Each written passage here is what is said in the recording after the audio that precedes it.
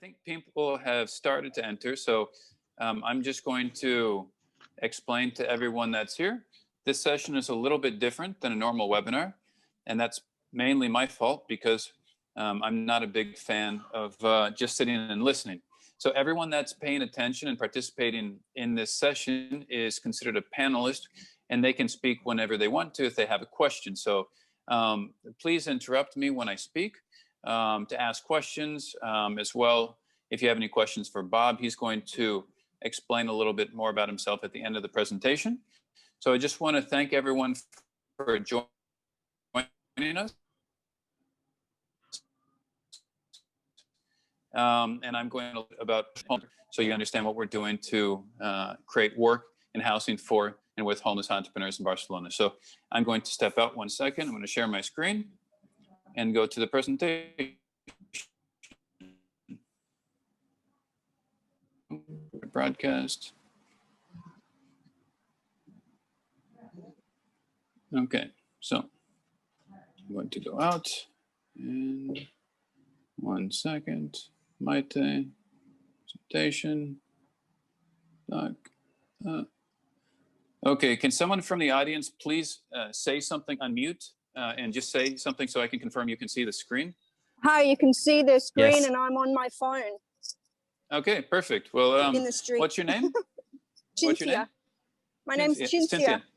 Cinzia, Well, yeah, it's nice to meet you, and I hope you enjoy the presentation. Okay. Thanks so much. Okay, you're welcome. Okay, so Homeless Entrepreneur is an organization that's been around since 2016. And when I think about social entrepreneurship, I think about converting liabilities into assets. And in this specific case, during COVID, we're talking about people that are in a homeless situation and also housing that's been turned into liability. So how we can turn this obstacle into an opportunity together. And this is what I'm going to explain. So just so you have an idea, this is the table of contents about what I'm going to discuss. You know, the problem of homelessness, our mission, goals, ecosystem solutions, and joining the cause, social impact, and next steps, if you will. On the right, you'll see that there are 7 people. Out of those 7 people, 5 of those have experienced homelessness.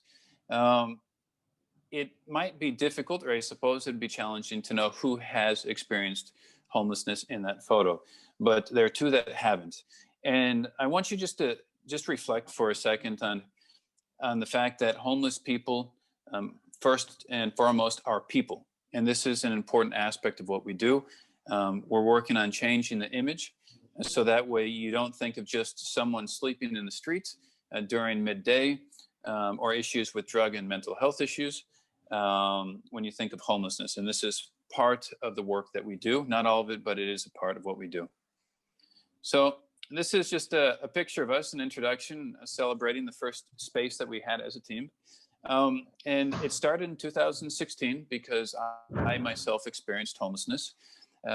We had an organization that just raised 300,000 euros. And my first son was going to be born. He's actually in the picture right below me in the middle. His name is Alan Andrew. And it was supposed to be the best moment. It quickly turned into the worst moment and into a nightmare. And we spent all the money on salaries, and that caused issues at my home, my personal life. And before I knew it, I spiraled into homelessness. From there, I had to turn an obstacle into an opportunity. That's what social entrepreneurs do, in my personal opinion. And also figuring out how to create impact to society. So it's obviously more than just helping myself. I wanted to help many more people. Since then, we've been able to create 4 programs. One's a homeless helpline, the other's Homeless Voices, the help program, and homeless hostels work program, which is for housing, which I'll explain later. We've helped 19 people become active working citizens that are working and paying for their own housing and living their life, and they form an active part of our community. And we've improved the lives of 62 people in the process as well. So this is just an idea of the impact that we've created. And also we have more than 250 active volunteers around the world. It's not just in Barcelona, but you have global support, creating local impact in cities to help end homelessness. Okay. So when we think about the problem, this is actually, if you look at the right, this is a picture I took a few days ago. I was taking my son to school. He studies at Tau. And I had to stop and take this picture. I actually counted 19 homeless people on my way to drop them off at school. Homelessness has been a problem, and it's getting worse because of coronavirus. There was a report by Intermon Oxfam that said that 1.1 million people will enter poverty as a result of COVID in Spain. And this is just an example. And also, I think it's important to see how someone's just walking by. Everybody sees homelessness, and I think most people just don't have an idea of how they can participate. So they end up giving food, clothing, and trying to support with conversation as well. But if you look at the left, you'll see the problem. 35% is really because people lose their job, and then they don't have enough income is 15%, and then they're kicked out by a family member. And that's really the majority of why people end up becoming homeless. And it's not drugs and alcohol and mental health issue. That's really a smaller issue, but it is something that is promoted more often. People think of that instead of the other issues of homelessness. And it's important to keep in mind too that homelessness is not just someone sleeping rough in the street. There are 12 different types of homelessness under FANSA, which is a European lobby, if you will. And keep in mind that a woman in an abusive relationship suffering from domestic violence is also considered homeless. And due to the result of COVID, for example, in England, the rates of abuse have doubled, and deaths as well. So it's something that you need to understand. Homelessness is much bigger than the person you see sleeping in the street. Our mission and goal is quite simple. This is Guillaume. He was homeless in that first picture. We celebrated this event in the Mobile World Congress a few years back, and as a result, he got a job. Our goal is to help people become active working citizens. He's working at an IT company, and as you can see, he's smiling in both pictures, but he's smiling a little bit more on the right. Our objective, our mission is to end and prevent homelessness, and our goal for the next year is to do that for 100 people with steady jobs and sustainable housing. And the other goal is improving the lives of at least 325 homeless people during the following year as well. Now, to understand a little bit about our vision, the team is really, we have a core team of people that are dedicating between 40 to 80 hours a week. And then we have volunteers that do anywhere from specific actions to interns that do 20 hours a week. But it's finding people who care about forming part of the solution and becoming a part of our community. When you look at the model, which is really, how do you participate in this process? Knowledge is the basis of everything. If you don't have the right knowledge, it's impossible to recognize how you can become part of the change. So a big aspect of what we do is improving the knowledge of homelessness. And that means not just homeless people learn a lot, but those that are willing and interested in participating as well. We just created a data team to understand in a more quantitative way how we're creating an impact to our society. And then technology is a key factor as well. It's funny because when you look for volunteers that are data scientists, you have people ask, why do you need a data scientist to end homelessness? It is quite important for many things in life, and homelessness is one. But the technology that we have used and do use is big data, machine learning, blockchain, which provides transparency and helps us with operations as well, social media, and then fundraising. Okay, if anyone has any questions, I'm going, please stop me, ask me a question, and also we'll be going over and having a more general conversation afterwards, okay? Did someone have a question? No, okay. The ecosystem, to understand a little bit about how we move around, you have local governing bodies, like the City Hall of Barcelona, local NGOs, active citizens and businesses. We just closed an agreement with Coca-Cola for their volunteer program, with Fundación Pro Bono, which is full of the best law firms in Spain, and also IBM, just to have a few examples. And then the hostels, as everyone knows, the hotel industry has been affected tremendously by COVID, and there are a lot of assets that have been turned into liabilities. And we've done the first stage of turning a hostel into housing for the people in a program. We were able to save 19 people and help them improve their situation, so they did not get affected. None of them were infected by coronavirus. And 5 of those people actually got jobs, and we're still working with the others as they grow and improve their life. These are just some of the people in the core team. As you can see, you have different faces, and not all of them are Spanish. Juan Carlos is doing an amazing job coordinating the program, which has helped. And Maite is doing an amazing job with professional development and also working with protocol. Health is the basis of everything, because if you're not healthy, you cannot work, you can't move around, and you can't improve your life. And then we have Rohan, who's from India. He's living in Barcelona as well. He's an example of an intern that actually became part of the core team thanks to his work. And Barbara Fluge, who is living in Switzerland and helping us with the marketplace. These are just an example of some of the partners we have. IEBS is doing an amazing job funding programs that we have as well. They're offering education, online education, which is extremely important, especially in times of COVID. Telephonic is helping with their volunteer program. Coca-Cola provides products. Now they're providing support through their volunteer program, and also workshops that we're doing with them as well. IBM has an amazing program called Skills Build, in which they provide training to people in our organization so they can get the education that companies are asking for. And Invoice Ninja has been there from the very beginning. So these are just, and this is just an overview of some of the organizations. And another one below, you can see Sosmatic, which has actually hired 2 of the homeless entrepreneurs, and they also donate for transportation of the people in our program. And as I mentioned before, we have 4 main programs. The homeless support for COVID was just an obvious thing that we did as a response to provide basic support. But it really developed into, if you look at the top right, the homeless helpline program. And we have people calling us from all over the world, anywhere from Africa to South America, to the Bahamas, to Germany. And they tell us their story, and we try to connect them to resources.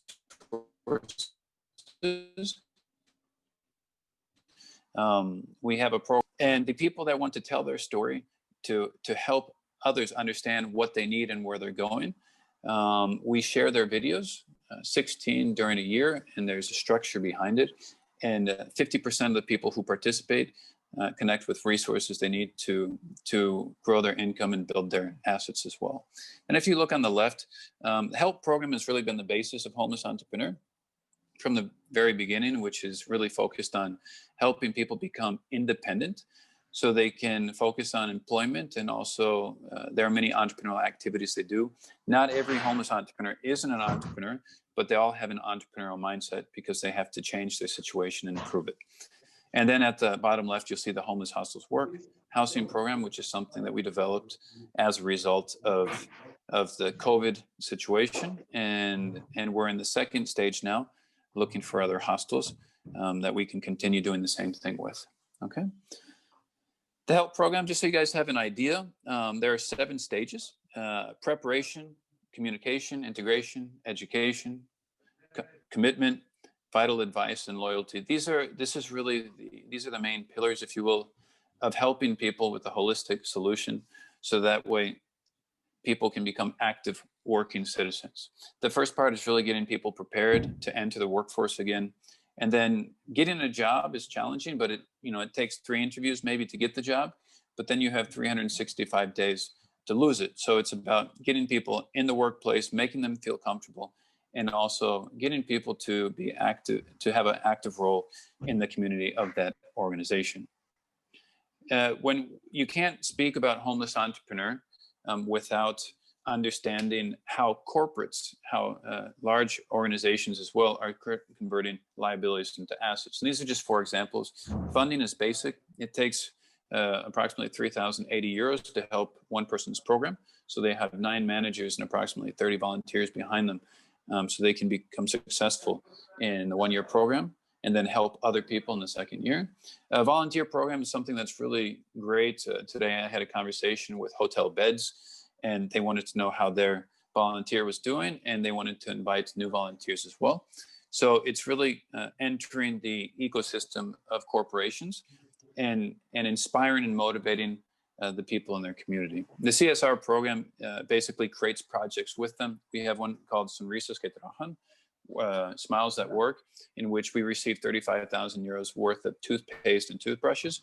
And then we converted that into a project that's providing training to help homeless people and those suffering from social exclusion to have the right training to search for a new job.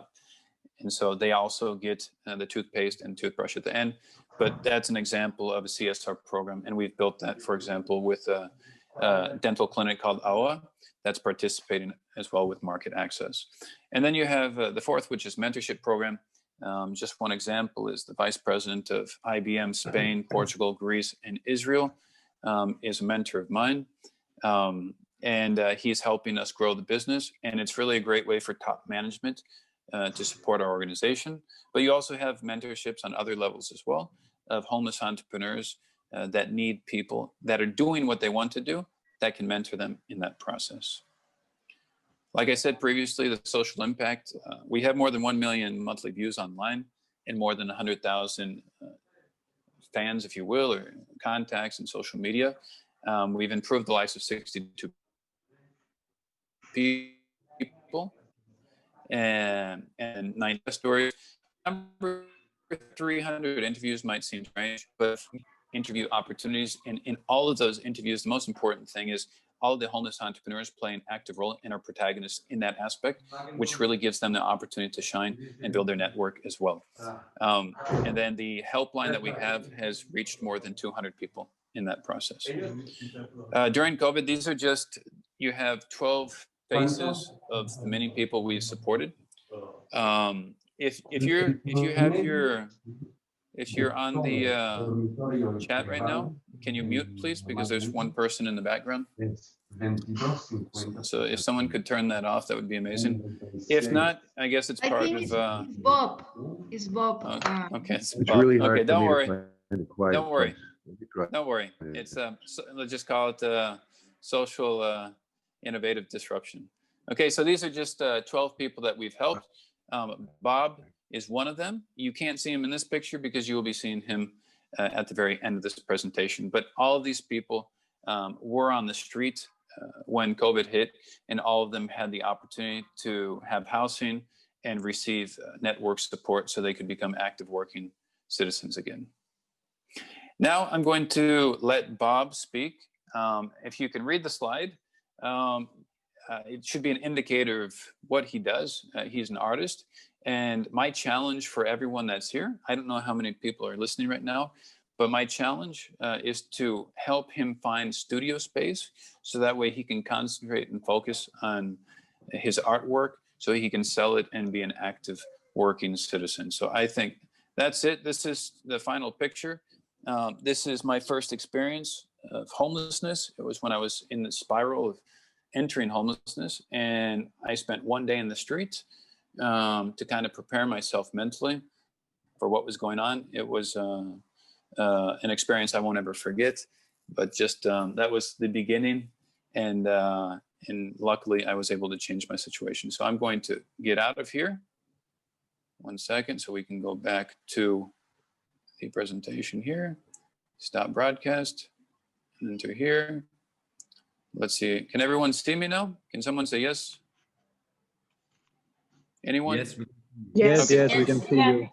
Okay, perfect. So before you guys start interacting, I just want to give Bob a chance to introduce himself briefly, explaining really brief, Bob, your experience through COVID and also the importance of that studio space, because for us, the past helps us understand where we're at, but the current situation and opportunities of where people want to go, so how we want to focus. So Bob, if you can introduce yourself and the importance of the studio space for you too.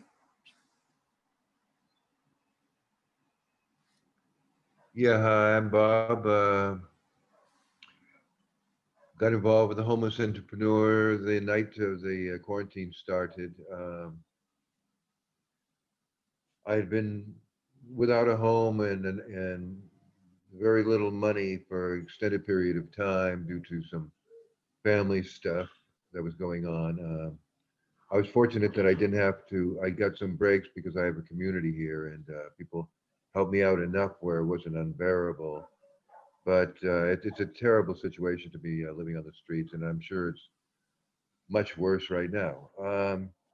We were doing a movie video with me as the protagonist, going around Barcelona meeting artists, and made the crowdfunding money. And just as I got the money to maybe get a studio, the quarantine started. I had nowhere to stay, and the homeless entrepreneur essentially saved me. There was nowhere to go. Yeah, I've been painting my whole life. Lived in New York City before here. Had a reasonably good career going there. And when I moved here, I opened a couple galleries, had a number of exhibitions. But the last couple of years, things kind of went. I was just struggling to survive essentially. Yeah, without I've always had a studio. I have a very difficult time working with a lot of distractions around me to do my best work to keep up to my own standards, and it's been a struggle staying focused. I carry a pad, and I do little small drawings and paintings, but I can't put my full self into it. I don't under these conditions. Um, So so what would it yeah, mean? if I What had would the it studio, mean I'd be to able to you, make Bob? some money. I could help the oh, What would it mean to what would you it to have a mean? studio right now? Would probably save my Yeah. life. I do artwork for many other reasons besides just making money. It keeps me psychologically sane. It helps, and also I like I say I have opportunities to do commissions, and I have not been able to do them because of the lack of space and quiet. Essentially, it's that simple. So if I could manage to get a room where I Okay. wouldn't have any interference and I'd have room to spread my materials around, I'm sure I could get myself back in a much better shape. Did you hear me? What happened? Okay. All right. I think Bob's connection went out a little bit. I'm sure he'll come back in. Okay, Bob, I really appreciate the explanation. And I'm going to now open up the opportunity to everyone that's participating. The only thing I would ask, if you want to ask a question, just unmute, say your name and speak. Just let them speak first. And when they're done, we'll respond to it.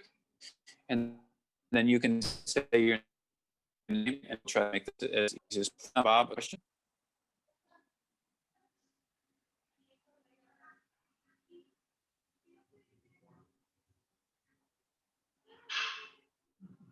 Let's see. Okay, there's Chavito. Is Chavito still there? Yeah, yes, I am Okay. here. Can you hear me properly? Okay. Yes, of course. Do you have any questions or comments? Well, first of all, I appreciate both that made you a presentation and all the team. The project that I have just seen now, and I have been involved in projects in Spain, in different NGOs, the Charge as well, and also participating in Colombia and Bolivia. Bolivia for 2 months, Colombia for 1 year, and the places were Fundación Arcoiris and Goles por la Paz. We just try to make the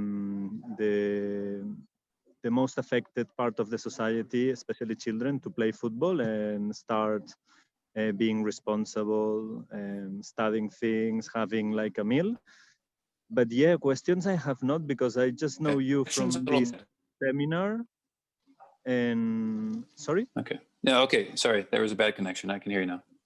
Go ahead. Okay, and questions, yeah. I have not at the moment. Maybe if somebody needs to do an urgent question, I will wait for a final turn. But thank you for the opportunity. You're welcome. I think the next one was Stephanie. Stephanie had a question or a comment, maybe. Stephanie there? Can you hear me? Yes, perfectly. Hi, I'm Stephanie Correcto, and yeah, first of all, I would like to thank you. I really love your project, as I wrote before. So the question is, my background is in international cooperation. So Okay. I have two questions. First of all, if you work with European funds, I mean through European project management, and Okay. if what kind of volunteers do you need, because I'm here in Barcelona, and so I would like to be involved. Yeah. Okay, I'll answer. Thank you for the question. The first answer is we're actually starting to prepare for a presentation for the European funding. I think the next round is in January.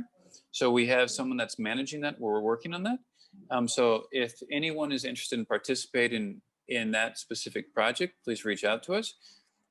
So yes, it's something that we are working on. I actually presented at European Parliament on July 2nd, explaining our programs, and we're pushing that to try to get, we got support from Parliament, and we're trying to get it adopted by EU Commission.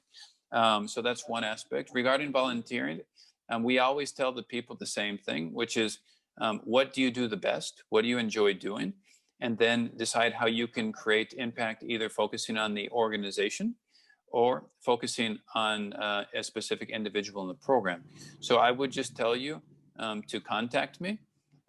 If there's a chat here, I think there is, I will leave my telephone number, and anybody that wants to contact me, please just send me a WhatsApp, and I will respond as quickly as possible.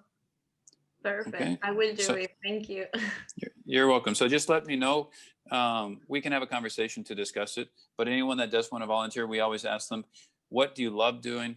What do you do best? And then how can we use that, those skills to create opportunities for people in the organization? Okay. Perfect. Thank you so much, Andrew. My pleasure. David, do you have any questions or comments? Sorry, I had a mouthful of tea. Don't worry. Don't worry. I sort of, yeah. Have you guys heard of a magazine called The Big Issue, which is produced and run by homeless people in the UK? Yeah, actually, they ran a piece about us when we slept out at Davos this year. We've been going to the World Economic Forum in Switzerland for the last, in Davos, the last 3 years. And we sleep out in 20 below zero to give homeless people a voice during the World Economic Forum. They actually wrote a piece about what we're doing. So I have heard of them. I know the CEO and the people that are doing it, and I think they're doing amazing work. Okay. Yeah, I've always admired that publication. I just wondered if it was possible to produce something similar in Barcelona, something that is kind of self-sustainable and organized and run by people who were or are homeless. Of course, we have solidarity projects that we create. The situation right now is a bit strange, so we have to be creative and use more online opportunities like this. But we sell antiviral reusable masks. That's one product. We also have a project, like I said, that's about toothpaste and toothbrushes, but it's really not that. It's helping people get the training, so they participate in that training to help other people as well. We have a project, something more along the lines of what you explained, was a project that we're working on developing right now, which is creating soap, which we can then sell as well. So that's more of an example of that. But we create solidarity projects, solidarity products as well. And we rate the session. It's already closed? Okay, I don't know. They're shooting questions out. But David, we do have many of those. You can find them on the webpage. And if you're interested in knowing about what we're doing there or have any suggestions about what's being done, please contact me through WhatsApp. Okay? Yeah, thank you. Cheers. Thank you. Okay. Next one. Ellie Campaneu. Do you have any questions or comments?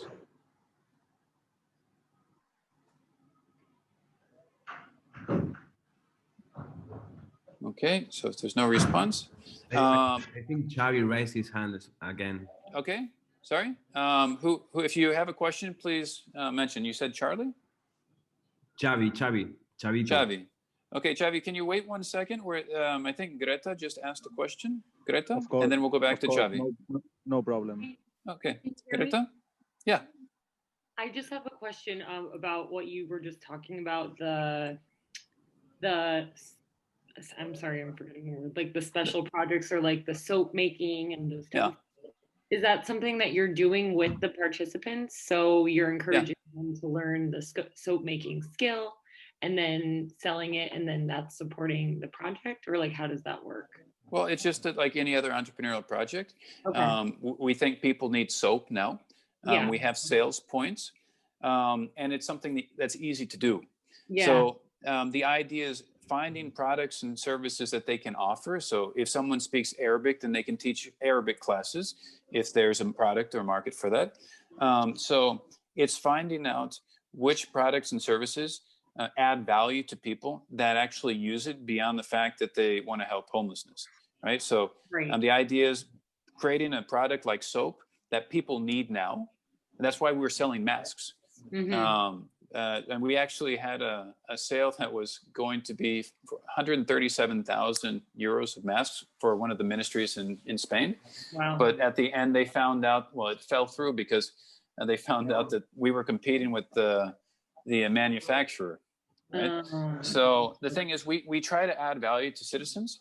So that way, it's not just them donating and receiving something, but actually giving something they want and need. That's the main focus. Okay. Well, also, I guess like the question too is like, while also skill building for the people in the entrepreneurial program. I'm sorry, like the people experiencing homelessness are learning how to make soap. Well, I mean, that's one aspect. Okay. I mean, it's just one thing. All right. I was just seeing. And then, sorry, just one other short question, because I know there's a large like refugee population here. So I know, I'm sure they're intersecting with the homeless population as well. And are you supporting them as well, even though there might be issues with working legality and those type of things? I'm not familiar with that here in Spain as much. We do have some people that we do support that are in that situation, but normally we try to focus on people with their legal documents in play, because if they need to wait 3 years to work legally, it's a long process. We can provide support, and we do work with other organizations to provide support to them. But normally it's a little bit more complicated, not because we don't want to, but because the government has barriers that keep them from entering. Of course, yes. Great, thank you so much. You're welcome. Cynthia, I don't know if I'm saying your name wrong, but if you go to the webpage of ours, it's homelessentrepreneur.org, and you go to get involved, there are the products there, and you can get the masks. So contact me on WhatsApp, and I can send you the information. Okay, Xavier, you had a question? Oh, you're welcome, Cynthia. Okay. Xavi? Yeah, sorry, because I am just doing it with the mobile phone and it's difficult to go back, and yeah. No worries. Perfect, thank you. Okay, so I can wait. Maybe other people in the room have questions. There was another woman, let's see, where, if you had a question, please ask, because I saw there was another woman. Hello, my name is Tatiana. Exactly. I was curious about the courses. Is only about like to make things to sell, or there is like a training program, for example, I don't know, to learn English or to learn Spanish, or I mean, these kind of things that it will be helpful in if they are seeking for a job later on. Of course. Thank you for the question. The first thing, for example, is all of them have the opportunity to receive English, Spanish, and Catalan classes, because they need that to work. We have different types of education depending on the person, their goals. So maybe some people are working with IT or marketing, so they have online support from IEBS, which is an online business school. IBM is providing online support as well with certification. That's helping them with those skills. And what we do as well, for example, Edson is in the program, and he's doing a course that he's getting certified in that's finishing, I think, next week, which is being able to climb and scale buildings to clean the windows. So it really depends on what the people want and what they need, but we customize the training solutions depending on the person. Okay. Okay, thank you. Karin, did you have a question? All right, Cynthia, if you couldn't respond to the question in the poll, you can leave the comment, I suppose, in the chat. Karin, did you have a question or a comment? She doesn't respond. I will ask another person. Jelena, I hope I'm not destroying your name. Beto, yeah, Jelena? Hi, yes, thanks. Hello. No, it's very nice really to hear that, because I've been living now in Barcelona for 10 years, and yeah, we know how the situation is, and just with my husband, we were thinking, okay, how can we help them? And I told him, hey, for sure there is an organization that's already there, you know, that we can be like volunteers, or, you know, it's more, we're like more in education field, so I think sure I will reach out to you, and then we see how can we help, you know. But yeah, thanks a lot, really. It's my pleasure. Thank you. Thank you for the 10 years of work you've been doing as well. We're just trying to bring people together to create that community, that umbrella, so that way people can focus on what they love, and also they have the structure there, because it's impossible for one person to help to improve the life completely of everything they need. You can't expect to do that, and many times I think it's frustrating as an individual, because you want to help them solve all their problems, but the reality is they need a very large community. From our experience, they need about 30 people during the year to support them to get back on their feet and to be independent. Thank you for the comments. Leah, you're welcome. Leah Karsenak, did you have a question or comment?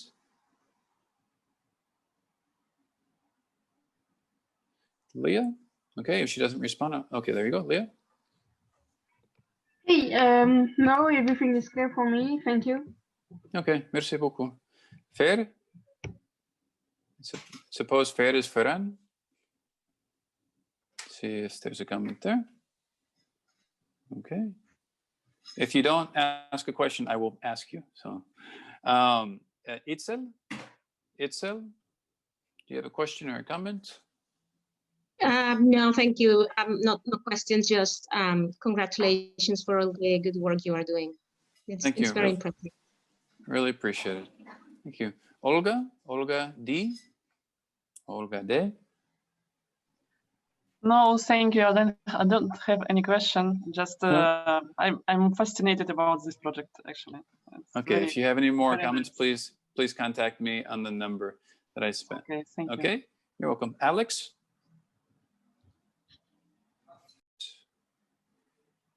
Going once. Okay. Alexander Kent? Alexander Kent? Alexandra? Okay. If you don't respond in a few seconds, I understand you don't want to. Okay. Rocio Covarrubias? Rocio? Hello. Only say congratulations. I contact you later. Okay, perfect. Thank you. Thank you. You're welcome. Then we have... I think Reka has a question. Okay, Reka, if you'd like to ask the question. Yes, hello, thanks. Hello. I don't know who said it, but thank you. First of all, I just want to say thank you. It's very interesting to hear about it, what you are doing. And I have two questions. The first is about, I'm interested, like, compared to the amount or the proportion of homeless people that are now in Barcelona, do you think that there is enough facilities, like in terms of shelters and food and things like that, provided by the Ayuntamiento, or it should be more? Okay, can I go with the first question and then you ask the second question so I don't forget? Sure. First of all, I think the City Hall is doing an amazing job with what they're doing. And obviously more resources need to be used. They actually supported us for 5 days and we're extremely thankful for that. So if anyone from City Hall has seen that, we appreciate it. Actually, all of the homeless entrepreneurs that received support wrote a letter saying thank you, in which they signed and sent to the Instituto Municipal de Servicios Sociales. So I do think they're doing an amazing job.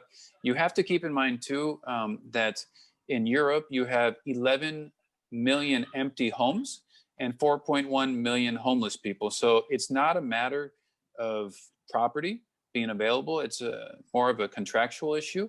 So it's negotiating and getting people to be able to use the space. So I do think they're doing a great job.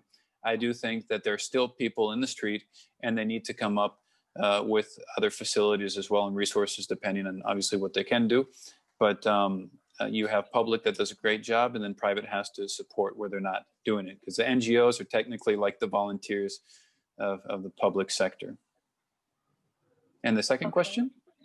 Yes, thank you. The second question was more about, I saw your program, but I'm not sure if I understood if you have a specific program for psychological support, like is there working with psychologists, and how does that work exactly? Yeah, there's, it was hard to explain everything within the time limit, but we have various departments. You have professional development. Health is one of those, which is obviously extremely important. So they all have psychological support and health support there. Then we have education, housing, finance, legal, communication, sales, and a mentor. But health is a very important base for us. I'm finishing a book here called Health Inequalities. We understand the importance of health and promoting it, so that way people can improve their lives.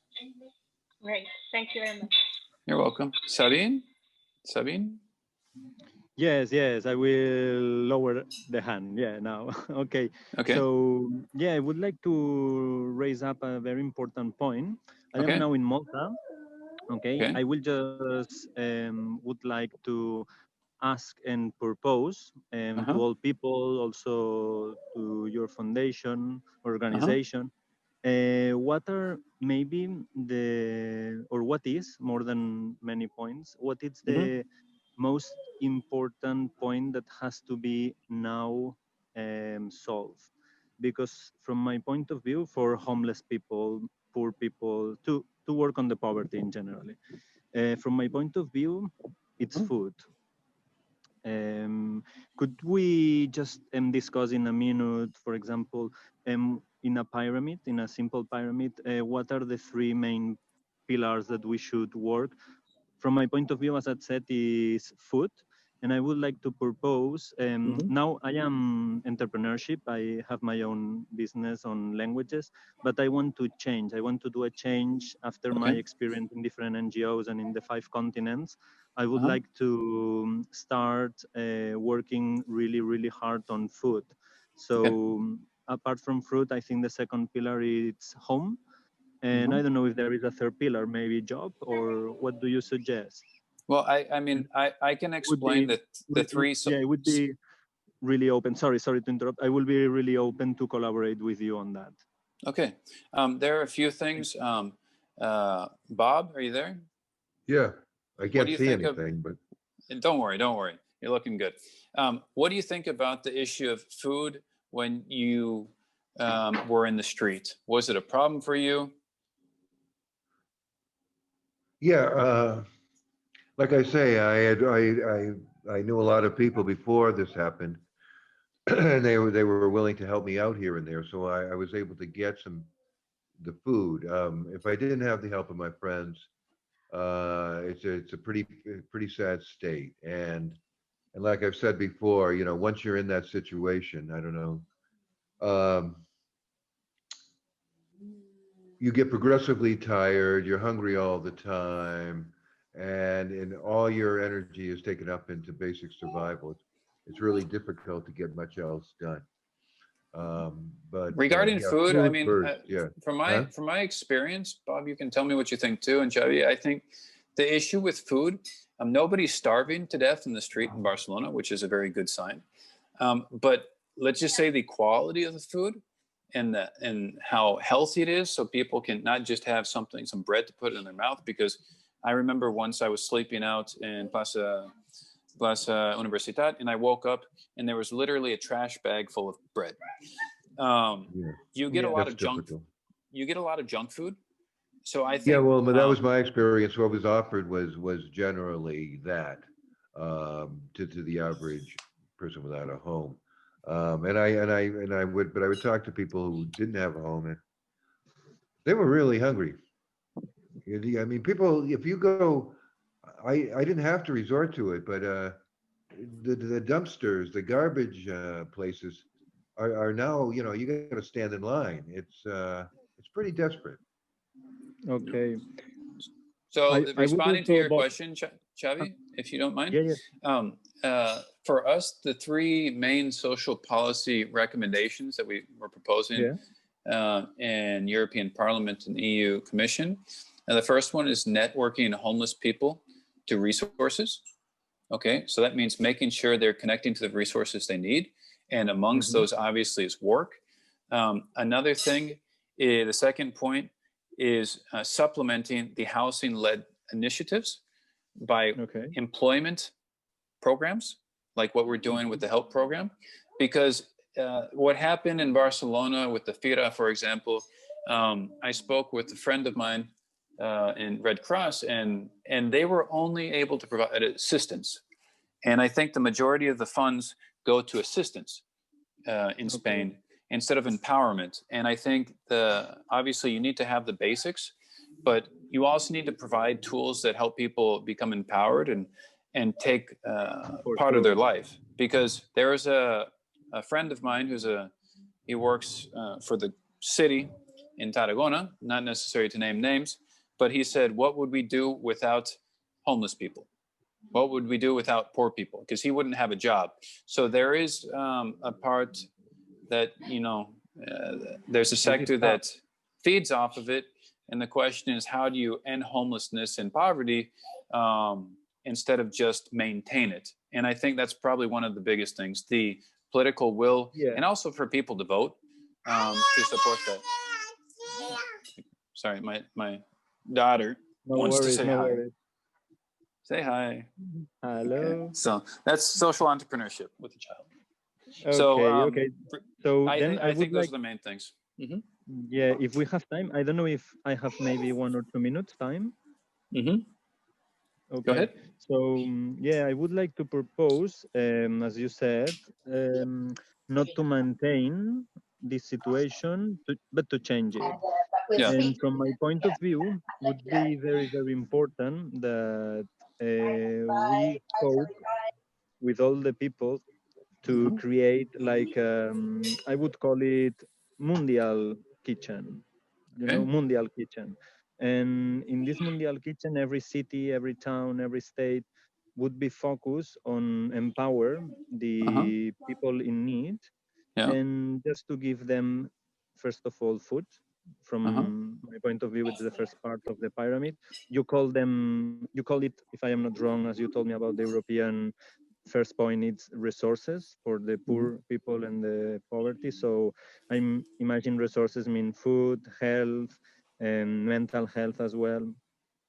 And then, yeah, I would like to collaborate. I would like to have a hand just to start this project. Maybe it could be one branch of your organization. Would be nice. Well, let's speak about it afterwards. I left my telephone number, so you can contact me and we can discuss that. But great, excellent. All right, Karen, I heard speaking in the background. Would you like to make any comments? I am so sorry. I had a phone call I could not stop, and I thought I was on mute when I was saying goodbye to her, so I'm really sorry. No worries, no worries. Is there anything you'd like to say or mention? Because you're doing wonderful work as well. Did you have any comments or questions? Well, I thought your presentation, as always, was excellent.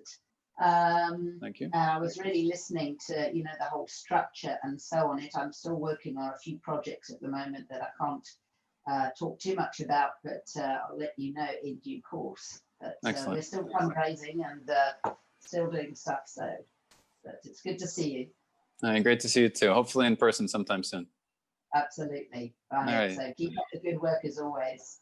Thank you. Cheers. Looking great. Purple's great color on you. Okay, then let's see who else. Brian. Okay, who wanted to speak? Brian, no problem.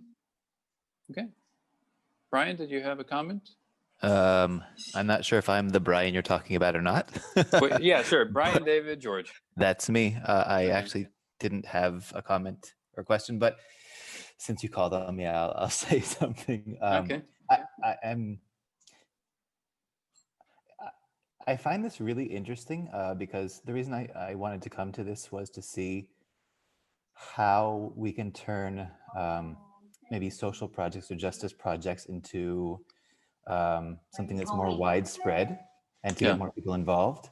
So maybe if you could just speak to that a little bit, if there's something you could say about how we can, maybe within our little social groups or families, or how to get your idea. Yeah, how do you get engaged. people to support what you're doing, right? Exactly.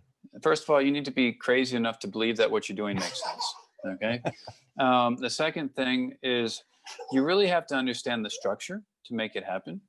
And part of that has to be financial. You need somebody to be able to pay for some salaries.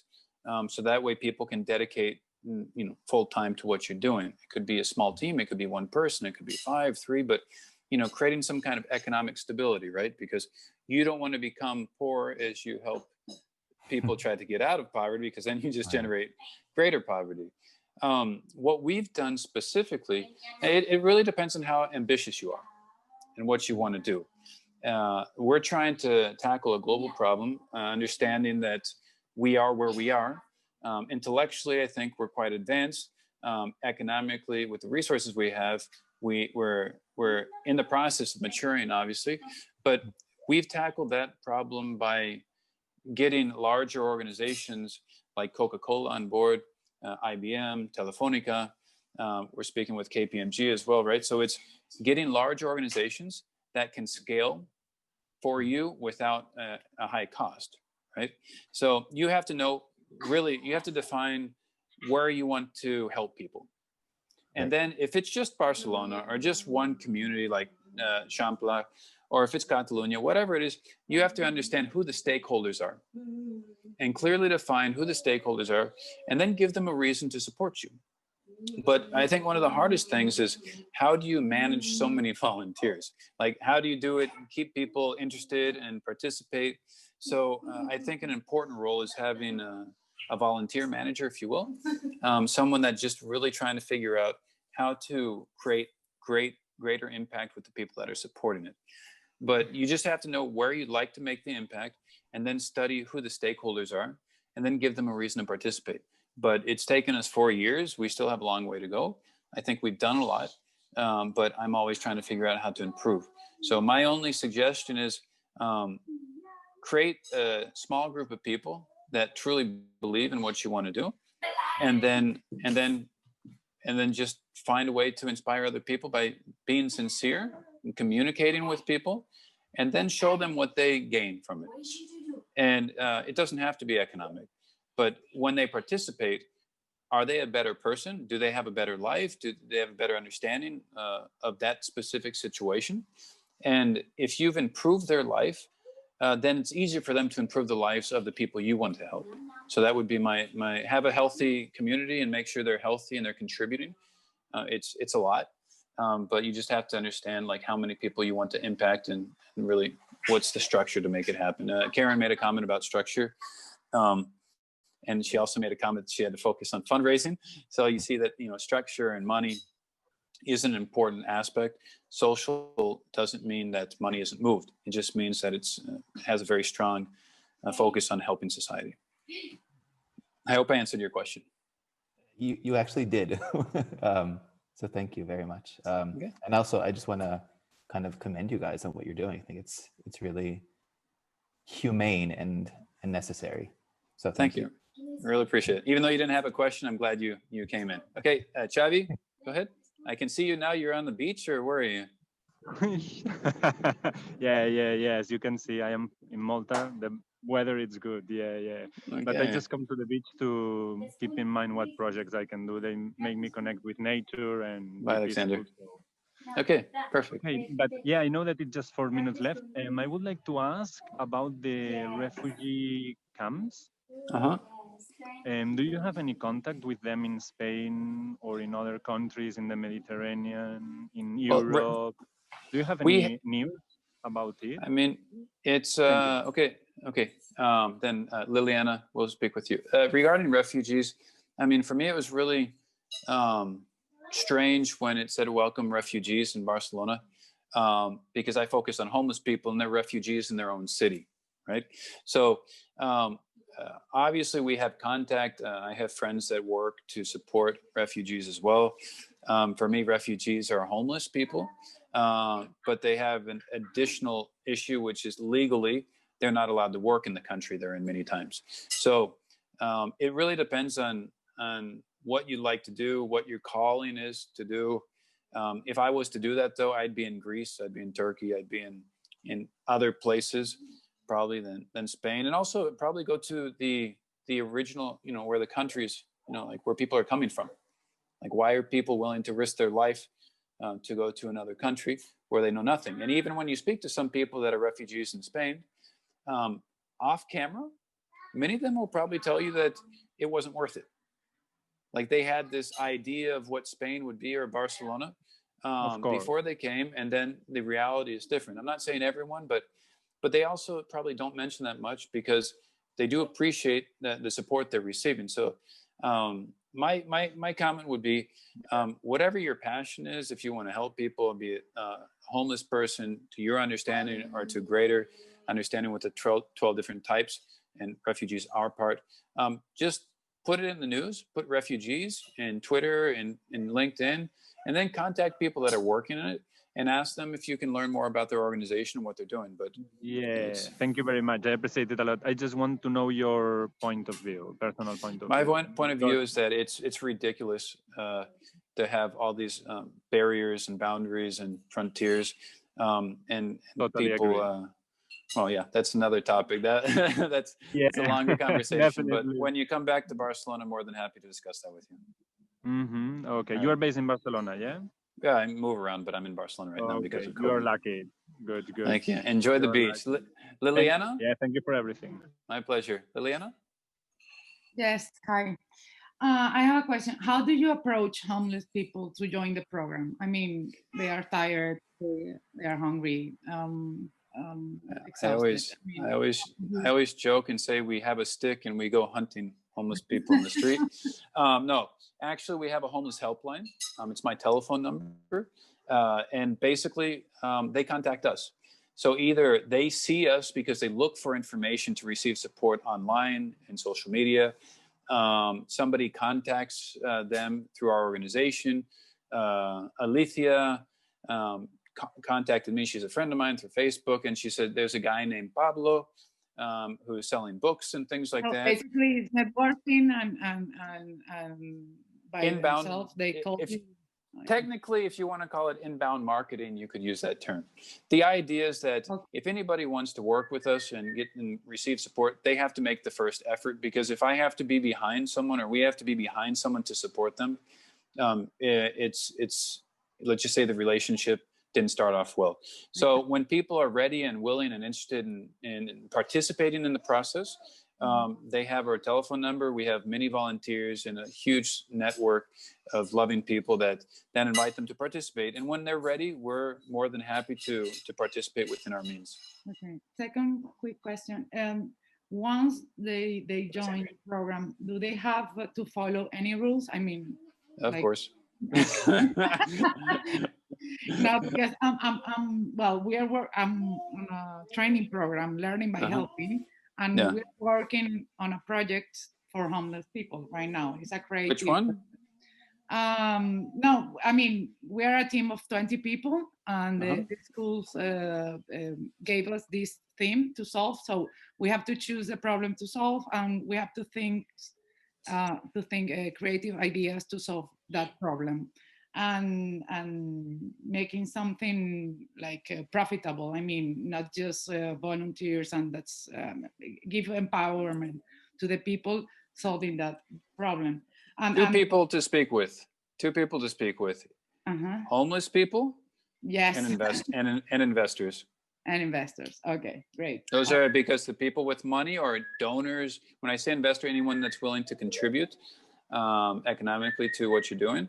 And then the other thing is homeless people. But you have to bring them in the conversation. There was because I've seen many projects that are created thinking about the person, not the actual homeless people they're trying to help, like the solidary fridge. I don't know if you've heard of that. But the concept is okay, but the execution and logistics was improvable, if you will, because they weren't putting the fridge in the right place in the neighborhood. And on top of it, like, it's just a logistic headache.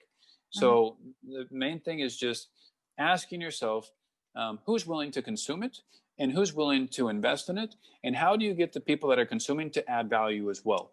Because if it's just assistance, there's no profit, if you will, in that, unless you're receiving a lot of funds through a huge foundation or the EU community. Exactly. Great, thank you very much. My pleasure. Okay, let's see if anyone else had a question. I hope people like this format. I hope I'm not bothering anyone by inviting them to participate. Jocelyn, she is part of the week staff. I don't know if she wants to ask a question or not. Michael? Michael with a K? Miguel? Hello. No, thank you. I have no question. It's an incredible project, and I wish I had the courage to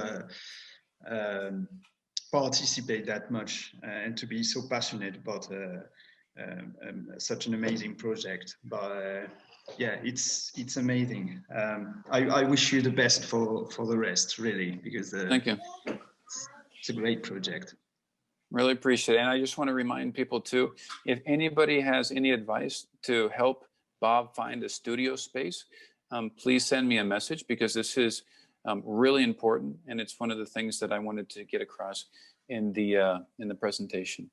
Dagna, please don't I think make me feel Reka raised her hand again. Okay, Reka. Okay, sorry, I didn't see hands raised. Reka, go ahead. Your question. Oh my God, I really didn't do it on purpose. I'm so sorry. I'm sorry. Thanks, okay, no worries. Where I did that. No worries. Dagna, I don't know if I'm saying your name correctly. Please forgive me if I'm not. Dagna D. Okay. Maybe that person would prefer not to speak. Then we have, okay, David, nice to meet you. Jillian, did you ask a question before? Jillian? No, I didn't. Yeah. Okay. Thank you for the presentation. I will have to go now. Okay, well, I hope you enjoyed it. I don't know if anyone, I think I asked everyone and included everyone. Go ahead. Yeah, thank you. I would like to know if all the people that we were here in the session, if they're interested to cope, how to contact us, to make a group, to give solutions. Okay, well, what I can do is I left my telephone number in the chat. Yeah, I saw it. Yeah, I did a screenshot. Good. So what I can do is if people contact me and they just say Barcelona or BCN Expat, I will create a WhatsApp group with the people that put their name in BCN Expat, and then we can show people the importance of community, because expats are about community. And you can consider homeless people expats in their own city. So how do we bring them back and get them to participate? Thank you, Liliana. Thank you, Stephanie. We can also, if you want, we can also create a group or a team in the Barcelona Expat Week platform. Okay. For you to connect and do meetings and wherever if you want. Okay, whatever's best. I'm open, and I just want to thank everyone for participating and listening, and also listening to Bob, because Bob and all the other people that are in the program are the main reason why we're here, and we just want to Bob, and help thank you, Andrew. Thank you, Xavi. Well, I wish everyone a good day. I think Bob was on mute, but I just want to thank everyone for participating. If you'd like to participate or help us, either raise funds or participate as a volunteer, please contact us. And thanks to City Hall of Barcelona for including us in their event.